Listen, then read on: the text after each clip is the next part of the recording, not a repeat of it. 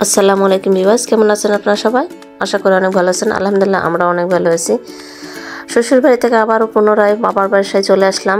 আজকে ঘুম থেকে উঠে চলে এসেছি, যদিও একদমই কাছে কাছে আমার শ্বশুর বাড়িটা ছিল, বেশি দূরে নাই, তারপরেও একটু দূরে আছে আর কি।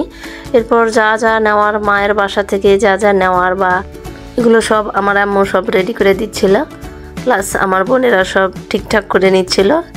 3 বোনের জন্য একই সঙ্গে যাব না, আমরা 2 বোন আজকে একসঙ্গে যাব। আমার মেজো বোন পরে যাবে, যার কারণে ওরটা রেডি করা হচ্ছে না। মাছ মাংস থেকে শুরু করে আটা চাল হাবি জাবি অনেক কিছুই মায়ের বাড়ি থেকে যাচ্ছি বলে কথা, যদিও আমরা দুজনে আসলে বাইরে থাকি, যার কারণে এগুলো দিতে হয় বা দেন ওনারা। তো আরও কিছু আমরা পাই, যেগুলো পাচ্ছি আর কি, এগুলো এক্সট্রা ছিলাম। মনে করেন যে 15 দিনের মতো আবারও চলে যাব। খেয়েছি আর কি, এতদিন ছিলাম, বেশ ভালো লেগেছিল। তারপরে চলে যাওয়ার সময় বিদায় মুহূর্ত একটু কষ্টেরই হয়, আর কিছুই করার নেই, ফিরতে তো হবেই। এগুলো চাল নেব, চালের বস্তা আর কি, যেগুলো সবই ঠিক করে দিয়েছিল। একদমই দুপুরবেলা হয়েছে, দুপুরের খাবারটা খেয়ে কমপ্লিট করে সব কিছু নিয়ে বের হয়ে পড়বো। এত ব্যাগ ছিল যে গাড়ি একটা রিজার্ভ করলেও গাড়িওয়ালায় ব্যাগগুলো দেখে খুব হাসাহাসি করবে, এরকমটাই আমরা বলছিলাম। যেটা হলো কথা, আমার ছেলে মেয়ে সবাই রেডি হয়ে গিয়েছে, খাওয়া দাওয়া কমপ্লিট, আমি এখনও খাইনি। গাড়ি চলে আসবে, যার কারণে একদমই তাড়াহুড়োর মধ্যে ছিলাম। তাড়াহুড়ো করে আমাদের 2 বোন আর কি খাওয়া দাওয়া শেষ করে ফেলতেছি। একদম জোহরের আজান দিয়ে ফেলেছে, যার কারণে রাস্তায় রিক্সাও পাওয়া যাবে না। তাড়াহুড়ো করে খেয়ে নিলাম, অল্প একটু খেয়েছি। এরপর যেতে হবে অনেক দূরের রাস্তা আর কি, নিয়েছি তো সঙ্গে টমটম। দেখতে পাচ্ছেন একটু পাশ হয়ে আসার পরে রাস্তার এখানে গাড়ি রিজার্ভ করা হয়েছে, পুরো গাড়ি শুধু ব্যাগ ভর্তি, যার কারণে উপরেও না লাগছে, নিতে হয়েছে। এভাবে আমরা বসতেছি চাপাচাপি কোনোভাবে।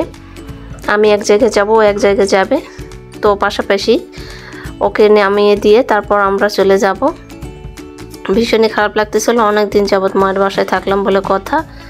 আমাদের ভাই বোন বেশি বলে বেশ মজায় আমাদের জীবনটা কাটে আর কি। সবাই মিলে একসঙ্গে যখন আসি, একসঙ্গে আনন্দ হই, হুল্লোড় করি, একসঙ্গে চলে যায়, বেশ ভালো লাগে। আমার মতো অনেকেরই আছে, যদিও এখনকার জামানায় শুধু বেশিরভাগই সময় শুধু ঝামেলার কথাটাই বেশি কানে আসে। তবে আমরা আলহামদুলিল্লাহ অনেক ভালো আছি, 4 ভাই বোন বেশ হই হুল্লোড় করে কাটাচ্ছি সময়টুকু। তো এরপর গাড়ি স্টার্ট করে দিয়েছে, আমরা রওনা দিয়ে ফেললাম, চলে যাচ্ছি। জানি না আবার কবে একসঙ্গে আবার আসতে পারবো, বেঁচে থাকলে আবার ইনশাল্লাহ ঈদের মধ্যে 3 বোন আবার এক জায়গা হব, 4 ভাই বোন আর কি। এরপর কথা বলতে বলতে এভাবে কতগুলো ব্যাগ দেখতেই পাচ্ছেন, বাচ্চাদের একদম ঘিরে ধরে নিয়ে যাচ্ছি আমরা। ভীষণ বাতাস, যদিও রোদ উঠেছে একদম দুপুরবেলা, যার কারণে যাওয়া, বাচ্চাদের যেন ঠান্ডা না লাগে।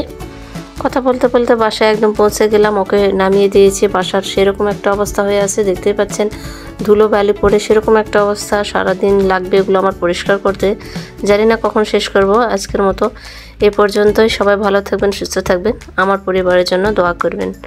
আল্লাহ হাফিজ।